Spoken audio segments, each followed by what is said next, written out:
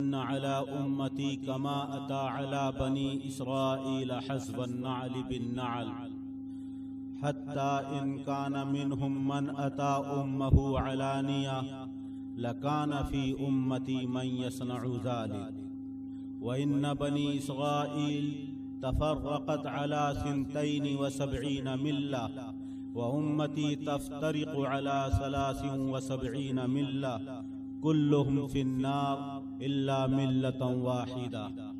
قالوا من هي يا رسول الله قال ما أنا عليه وأصحابي صدق الله العظيم وصدق رسوله النبي الكريم नाले करने पड़े हश्र उठाना पड़ा नाले करने पड़े हश्र उठाना पड़ा सो रहा था जमाना जगाना पड़ा। मोहतरम हजरात और हाजरीन मजलिस,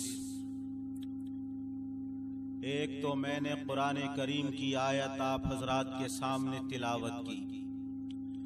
जिसमें अल्लाह जल्ल जलालुहु व अम्मा नवालुहु इरशाद फरमाता है कि हिदायत आने के बाद अल्लाह के रसूल सल्लल्लाहु अलैहि वसल्लम की जो मुखालफत और खिलाफ वर्जी करेगा और मोमिनों के अलावा किसी और रास्ते का ख्वाहां और तलाश करने वाला होगा तो हम उसको जहन्नम के अंदर डाल देंगे। बहुत बुरा ठिकाना है। दूसरे रसूलुल्लाह सल्लल्लाहु अलैहि वसल्लम का पाक इरशाद जो तिर्मिजी शरीफ के अंदर है कि मेरी उम्मत के ऊपर ऐसे हालात आएंगे जैसे बनु इसराइल के ऊपर आए। मेरी उम्मत भी इसी तरह इख्तिलाफ और इंतिशार का शिकार हो जाएगी जिस तरह बनु इसराइल इख्तिलाफ और इंतिशार का शिकार हो गए। अगर बनु इसराइल के अंदर यहूद और नसारा के अंदर कोई ऐसा बदबख्त इंसान गुजरा होगा जिसने अपनी माँ से मुंह काला किया होगा तो मेरी उम्मत के अंदर भी ऐसा बदनसीब और बदबख्त इंसान पैदा होगा जो अलानिया तौर पर अपनी माँ से मुंह काला करेगा। बनु इसराइल तो 72 फिरकों के अंदर बट गए और तकसीम हो गए, लेकिन मेरी उम्मत 73 फिरकों के अंदर बट जाएगी और तकसीम हो जाएगी। और हुजूर अकरम सल्लल्लाहु अलैहि वसल्लम ने वजाहत के साथ फरमाया इस हदीस के अंदर के हज़वन नाल बिन नाल, एक रिवायत के अंदर फरमाया शिब्रम बिशिब्रिन कि जिस तरीके से एक जूता दूसरे जूते के बिल्कुल बराबर और हमवार होता है उसके अंदर कोई कमी ज्यादती नहीं होती, बेकमो कास्त दोनों को बराबर बनाया जाता है। इसी तरह मेरी उम्मत बनु इसराइल के शाना बशाना चलेगी और उनके नक्शे कदम पर चलेगी। जिस तरह एक हाथ की बालिश दूसरी हाथ की बालिश के बिल्कुल बराबर होती है, इसी तरह मेरी उम्मत बनु इसराइल के बिल्कुल शाना बशाना और बराबर सराबर चलेगी। तमाम के तमाम जो मेरी उम्मत के अंदर 73 फिरके बन जाएंगे जहन्नम के अंदर जाएंगे। सहाबाए किराम बारगाहे रिसालत में अर्ज करने लगे कि आकाए दो जहां सल्लल्लाहु अलैहि वसल्लम सब के सब जहन्नम में जाएंगे, एक फिरका जन्नत के अंदर जाएगा। वो कौन सा खुश नसीब और नेक बख्त जमात है और फिरका है जो जन्नत के अंदर जाएगा। आपने एक उसूल, एक कसौटी और एक معیار मुतय्यन फरमा दिया। हम में से हर शख्स के लिए वो रहबर है, वो रहनुमा है और क़यामत तक के लिए हुजूर अकरम सल्लल्लाहु अलैहि वसल्लम ने एक मीज़ान को कायम फरमा दिया है कि इस दुनिया के अंदर जो नित नए फितने पैदा होंगे, तरह तरह के फिरके वजूद के अंदर आएंगे और तरह तरह के लोग फिरकों के अंदर तकसीम हो जाएंगे, उनके अकायद अलग होंगे, अमाल अलग होंगे। तो मैं तुम्हें एक कसौटी और एक معیار देख कर जा रहा हूँ, ان کے عقائد اس پر پرکھ لینا، ان کے اعمال اس کے اوپر پرکھ لینا، ان کی نمازیں اور ان کی تراویح اور ان کے روزے اس کے اوپر پرکھ لینا، ان کے حج اور حضور اکرم صلی اللہ علیہ وسلم کے روزہ اقدس کی زیارت کی نیت سے مدینہ منورہ سفر کر لینا، وہ صحیح ہے یا غلط ہے اس پر پرکھ لینا، حضور اکرم صلی اللہ علیہ وسلم قبر کے اندر حیات ہیں یا نہیں اس معیار اور کسوٹی پر پرکھ لینا،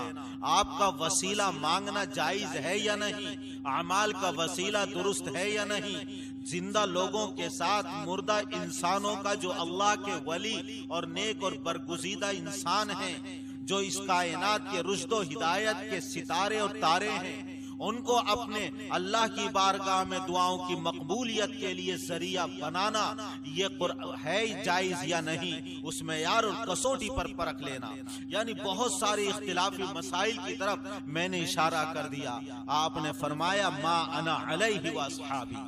جو جنت کے اندر جائے گی جماعت وہ ہوگی جس طریقے پر میں ہوں، جو میری سنتوں پر عمل کرے گا اور میرے صحابہ کرام کے آثار قدم کو اپنائے گا۔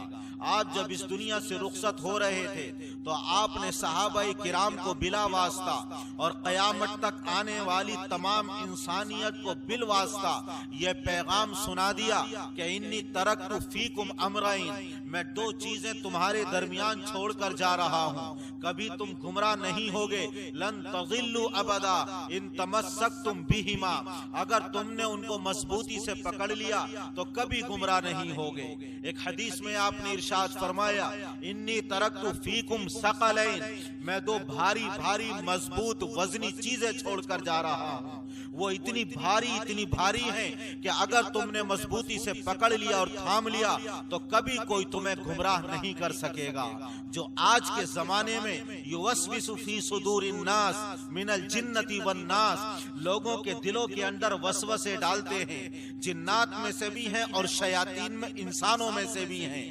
جنات اور شیاطین میں سے لوگوں کے دلوں کے اندر شر کے اور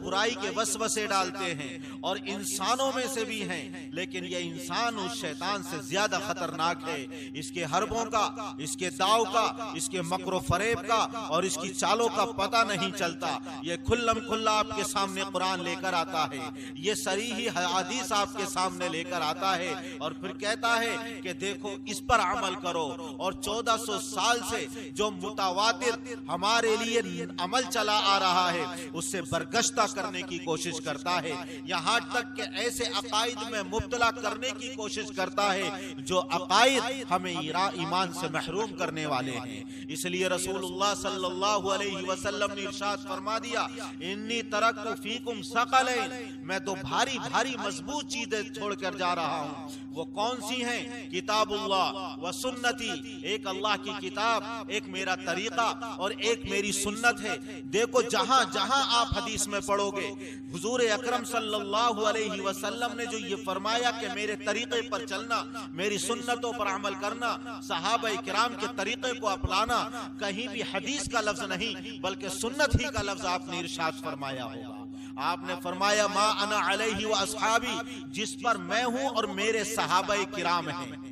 اور دوسری طرف فرما دیا کہ دو چیزیں چھوڑ کر جا رہا ہوں اور بھاری بھاری ہیں، ایک اللہ کی کتاب ہے اور دوسرے میری سنت اور میرا طریقہ ہے، میرا اسوہ ہے۔ لقد کان لکم فی رسول اللہ اسوۃ حسنہ، رسول اللہ صلی اللہ علیہ وسلم کی زندگی میں تمہارے لیے بہترین نمونہ ہے، اس کی تقلید کرو۔ اور اس کی تقلید کے ساتھ ساتھ آپ نے دوسری حدیث میں فرما دیا علیکم بسنتی وسنت الخلفاء الراشدین المہدیین، جس طرح میری سنتوں کو مضبوطی سے پکڑنے والے بن جاؤ۔ کوئی منصوص اور صراحت کے ساتھ مسئلہ احادیث شریفہ اور قرآن کریم کے اندر نہ ملے تو پھر آپ صحابہ کرام کے طور و طریق اور ان کے اسوے کو، ان کو آثار قدم کو اور ان کے نقوش قدم کو اپنانا، ہدایت پا جاؤ۔